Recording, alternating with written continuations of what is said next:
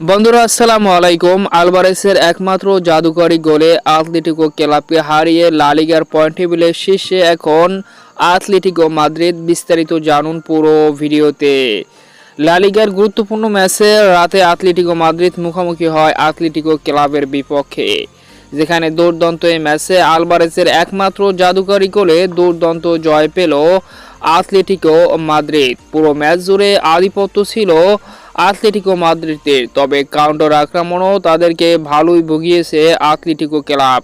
হাড্ডাহাড্ডি লড়াইয়ের এই ম্যাচে এক গোলে জয় পেয়েছে আতলেটিকো মাদ্রিদ, যেখানে প্রথমার্ধে একের পর এক সুযোগের পরও কোনো দল গোল পায়নি, যে কারণে গোল শূন্য নিয়ে অর্ধাংশ পার করে।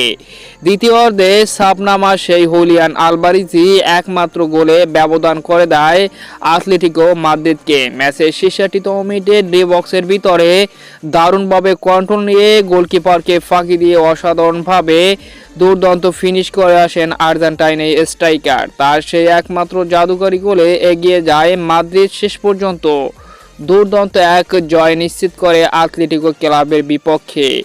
আর এই জয়ের ফলে 56 পয়েন্ট নিয়ে লা লিগার পয়েন্ট টেবিলে শীর্ষস্থানে উঠে আসলো আতলেটিকো মাদ্রিদ, যেখানে রিয়াল মাদ্রিদ হেরেছে রিয়াল বেতিসের বিপক্ষে রাতে। আর বার্সেলোনা এখনও মুখোমুখি হয়নি। বর্তমানে 56 পয়েন্ট নিয়ে শীর্ষে রয়েছে।